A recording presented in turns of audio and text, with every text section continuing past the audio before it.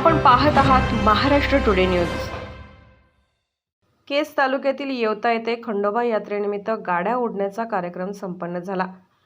येवता गावचे ग्रामदैवत खंडोबा देवाच्या यात्रेस रविवार दिनांक 17 डिसेंबर पासून प्रारंभ झाला आहे।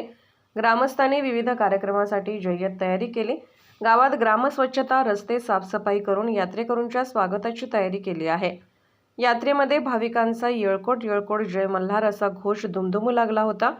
केज तालुक्यातील येवता येथे यात्रेनिमित्त विविध कार्यक्रम आयोजित करण्यात आले होते।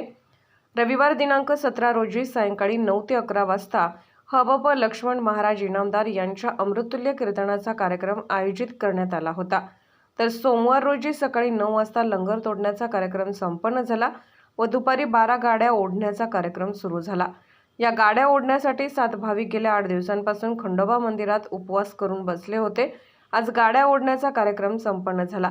हा कार्यक्रम पाहण्यासाठी गावातील व परिसरातील लोक यात्रेत मोठ्या संख्येने सहभागी झाले होते। महाराष्ट्र टुडे न्यूज प्रतिनिधी वसंत सोनवणे, बीड, केज।